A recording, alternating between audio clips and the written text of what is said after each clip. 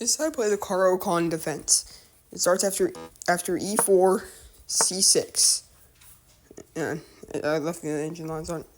And while he plays d4, most common move. You play d5. And I'm also going to flip the board.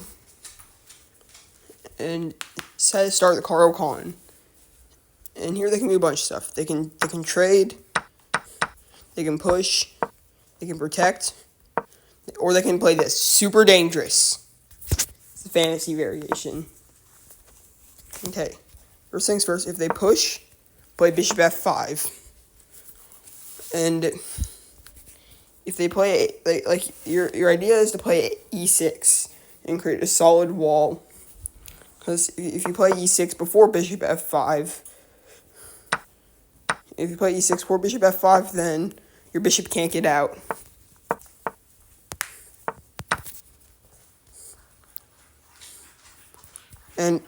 But there's a trap here.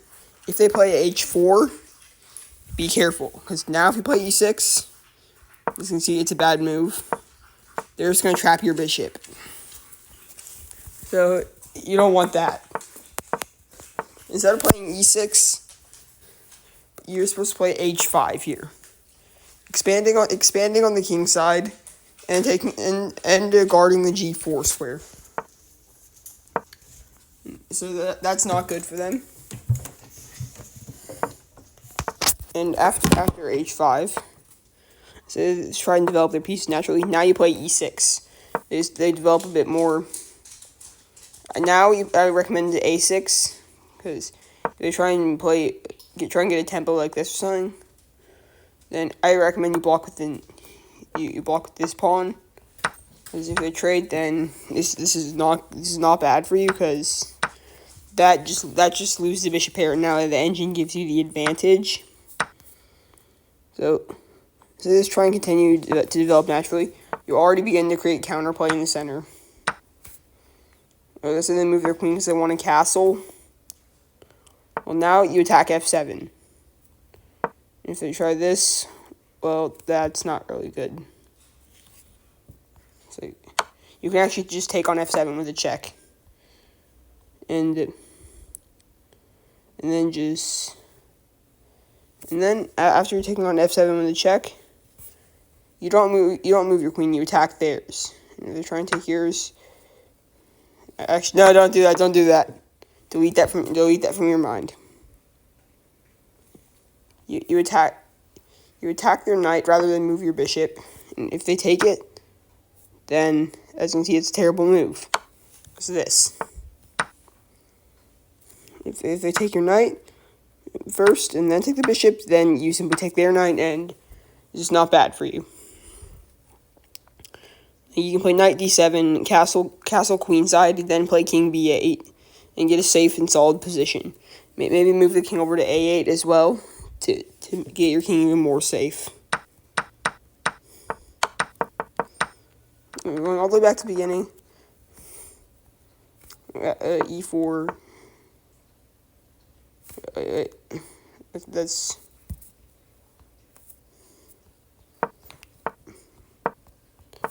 Caro-Kann again. What if they take? Well, after this, you again play bishop f5. That's what I like about the Caro-Kann. You basically play the same thing every time. And you still have a piece naturally. You play e6 like in most variations. They challenge your bishop, trade, develop your knight. They castle, develop your bishop, and attack h2. They try and bring their rook in the game. Just castle yourself. Try to bring their other rook in the game. You bring your rook in the game. You almost finish your development. Let's say they try and expand on the queen side, just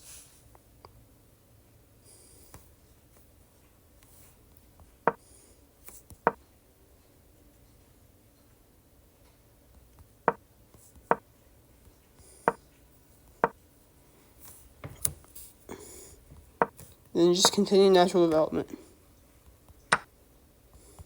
If they ever take, then I don't know why it gives them such a huge advantage here. Oh, this. Never mind, don't do that. And instead, just play a5. Stop their advance on the queen side. Now, if they try it, then they just lose a pawn and you gain a tempo. And if you're really careful, they don't walk into this. And so after a5,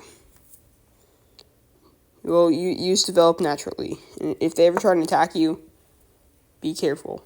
Unpin the knight. They trade, then you're fine. You can move your rook to b8, and you're doing great. You have an awesome game ahead of you. Your king is very safe, and they have no attack. But you just be careful one thing: the fantasy variation. Like, you trade here, and do not forget this move. The only move to stay alive is to play e5. If they take, then you just do this. And you just win a rook, and you're up material. Instead of playing that, they play this. Just continue. They can also play this, but this is still not good because their king still loses the ability to castle. They still lose a pawn. They might gain a little bit of tempo, but it's not good. Like, you have a giant attack ahead of you. I've won games like this before.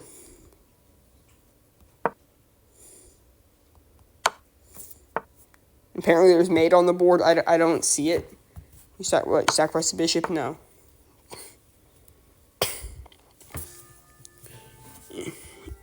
Yeah. But you have a great game ahead of you if they take. If they ever make the fatal mistake to take. So instead, people are more likely to defend their center like this. If they take here, you take this pawn. And at the end of the day, you trade queens, and you're going to be able to develop really fast, and you're just doing great at the end of the day. Just kick them out. They move their bishop back. You castle. They castle. You develop your knight, and the engine gives you a slight advantage. And yeah. That's how to survive the fantasy variation. Now, there's one more variation that it looks ridiculous, but it actually has insanely high win rates. Knight c3 or knight e2 doesn't matter, because you're just going to take the pawn either way. Play bishop f5. They're going to put their knight here, and here develop your knight. And they actually sacrifice their knight here. This is the alien gambit. You take it because otherwise you just lose one of your major pieces. Then they develop their knight. And here, do not forget this move. c5. What you're doing with this move is they cannot take, because then you just trade the queens and they have absolutely no attack. And if they try and push, then you just do this.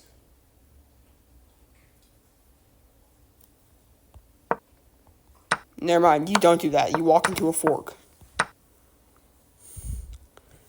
Now, if they do this, pin the knight to the queen. Never mind, don't do that. I forgot that's also a blunder. Take the pawn. No, I'm not interested in seeing that. Actually, the main line of that gambit is knight 6 g4. You kick out the knight. This, like, you have to be super careful with this. Like, if they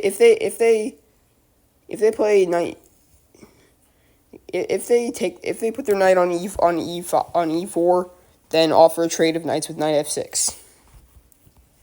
They develop their knight, and do not play this move because then you just lose a piece. And they have an attack, and you can't get your rook in the game. And if they play bishop c4 check, No. You play c5. They cannot take, because then you just trade the queens off the board, and they have no attack. If they play something like bishop c4 check instead, then you block with the pawn. If they try and give one more check, run your king down here. If they ever attack your rook, do not move it. Instead, just continue your development. Because if they take it, you take back. You have 2 pieces for a rook. D4 is the target. And you're doing great here. Your king is extremely safe. So that does not work. Instead, they just try to continue development, like castles or something. Well, just take this pawn with the queen, and trading queens leaves them with absolutely nothing. And if they're trying to avoid trading, well, now you play this, and then that's a trade. And if and they can't sidestep it because that just drops their knight, and now they're down 2 knights. Great, you're an absolute genius for playing the Alien Gambit. Yeah, Alien Gambit's actually extremely easy to beat if you know how. Another one of the variations is if instead of playing h4, they're trying to develop naturally with knight f3, now play e6. You got a solid wall. If they try and develop their knight, you immediately counter strike in the center. If they take, this is not good because they allowed you to develop a piece for free. So they're trying this to develop your knight. If they try and attack your knight, your bishop, check. They have to retreat their knight, and then you can play this. And this is not good for white, because you just got to develop your knight forward. You can play knight b4 and take on c2, and you're actually the one attacking. So the advanced variation is not good for them either.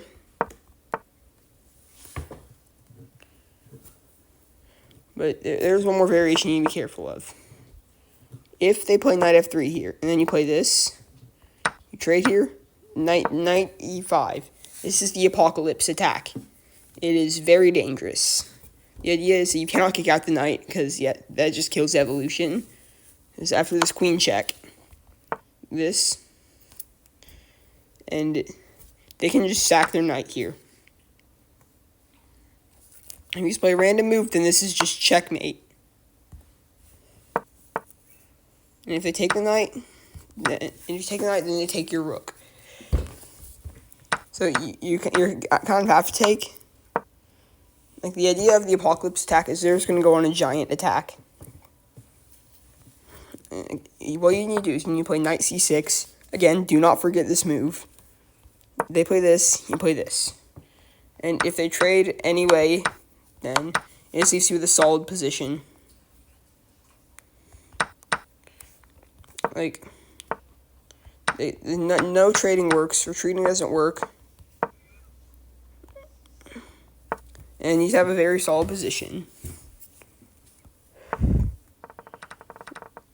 So that's all the main lines of the Caro-Kann covered. See you guys next video.